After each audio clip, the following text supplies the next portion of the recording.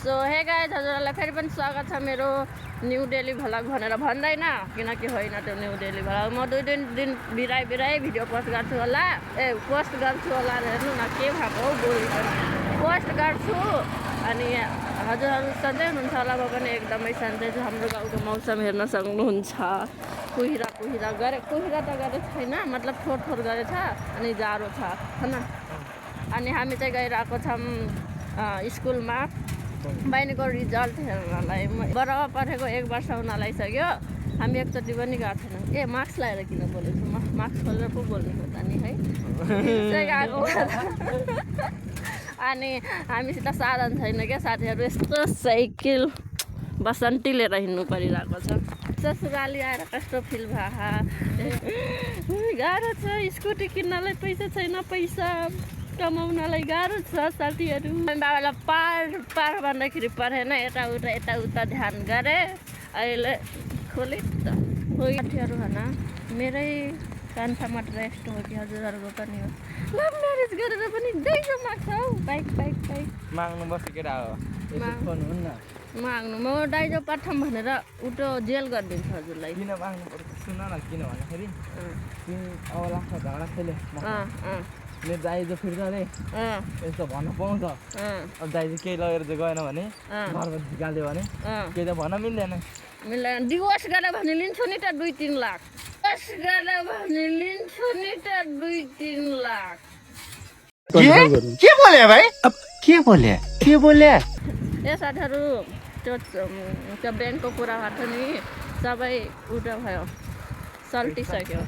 एकदम 20,000 त पायौँ अनि मेरो खाताबाट चाहिँ निकालेको रहेछ 1,11,000 हो 11,000 निकालेको रहेछ अनि त्यसपछि 11,000बाट 1,000 रुपियाँ छोडिदिने रे अनि के अरे 1,10,000 चाहिँ दिने रे के अब दिने भनिसकेपछि अब के केस गर्नु है अब अरू भएको भए त केस लड्थ्यौँ हामी किनभने कि अब चोरेको हो नि त हाम्रो थोरै चोरेको भए त केही हुँदैन 1,10,000 चोरेको पो यस्तो चोर्नु पनि अनि अब आफ्नै मान्छे भएर अनि पैसा दिनु मिलेर बसौँ भनेर एमै खतम गरिदिनु क्या हामीले चाहिँ भिडियो हजुरले त भन्नुभएको बनाउने भनेर थाक्नु भयो भने दिनु चलाम हजुरले ब्लग गराउनु आउनु त्यो बुढालाई मात्र दुःख दिनु कहिले मात्र हात पनि चलाउनु भनेर केटी हो केटा हो भने चाहिँ बुढालाई पनि क्यामेरा छोप्न सिकाउनु पर्छ अब योभन्दा दुःखद खबर के होला गाइस जीवनमा कान्छाको पनि लुगा धुने पर्ने रहेछ यति सुन्नु साथीहरू के भन्छ नि यिनीहरूले उहाँको केटाले तिमी मेरो घर मात्र आऊ तिमीलाई त रानी बनाएर राखेको रानी नोकरानी बनाएर अटो म आफै धुन्छु मेरो लुगा अटो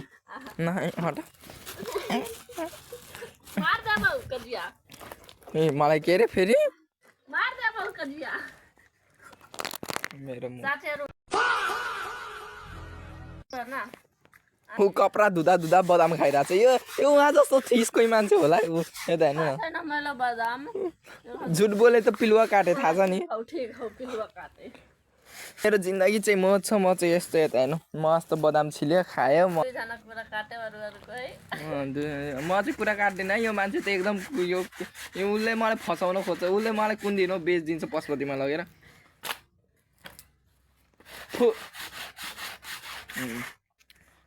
साथीहरू यस्तै छ जीवन हेर्नु न बिचराको यति मेरो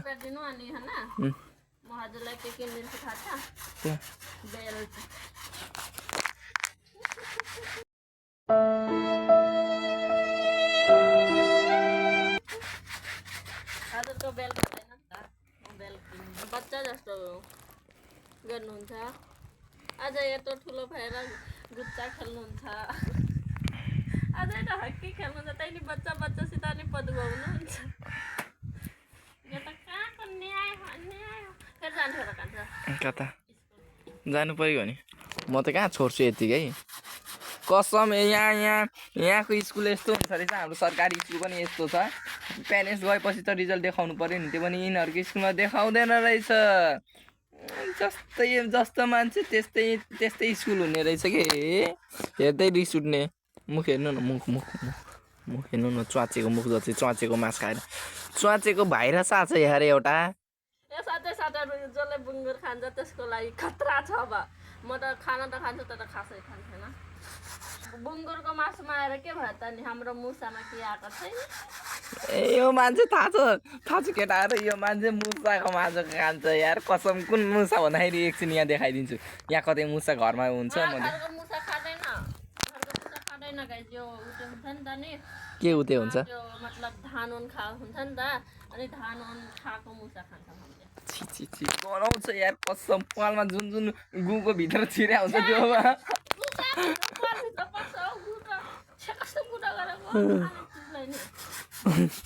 कसम त्यो गुको माथिबाट पाल गरेर गएको हुन्छ गर्दै कोर्दै जाएको हुन्छ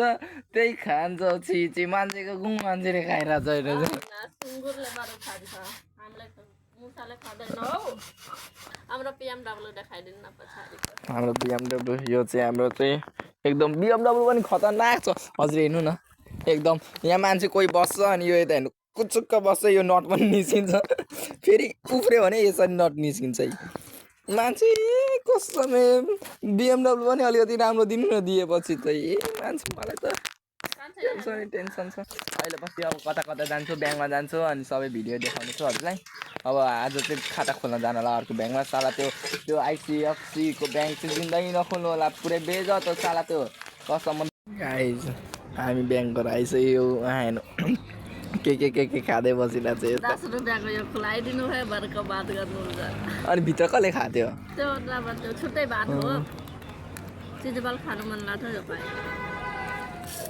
हेर्नु न कुन यो मनपर्छ कि यो पेट्रोलवाला भन्नु त कुनवाला मनपर्छ पेट्रोल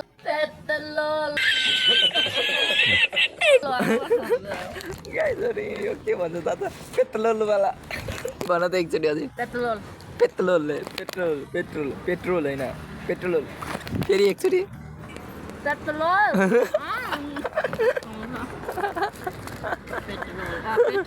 अब चाहिँ मिल्यो पेट्रोल डिजेल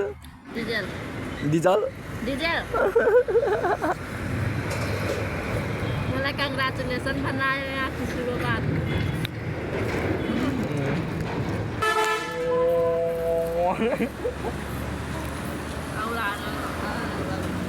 के गर्ने रे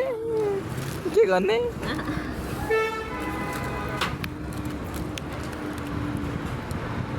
मान्छे चाहिँ काली त काली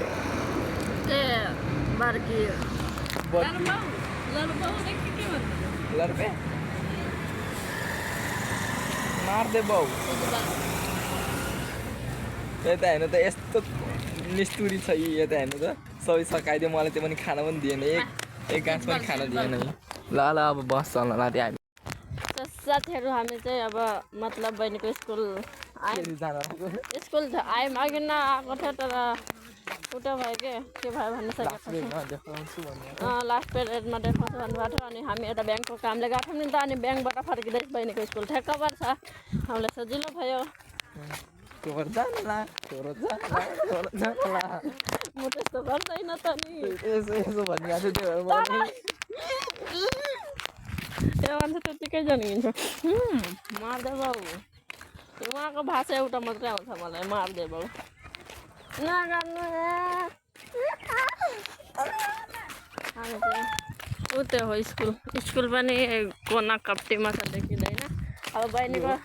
प्यालो त्यतिको मात्रै स्कुल हो होइन उता सेतो सबै हो अनि साथीहरू आज बहिनीको के आउँछ रिजल्ट हेरौँ ल अब हजुरलाई भन्ने छु म भन्ने छु ठिक हौ आए ठिक हौ आए उहाँको भाषा एउटा मात्रै आउँछ ठिक हौ लर्बे यति मात्रै बुझ्छ त मार्दे बाउ मार्दे बाउ अया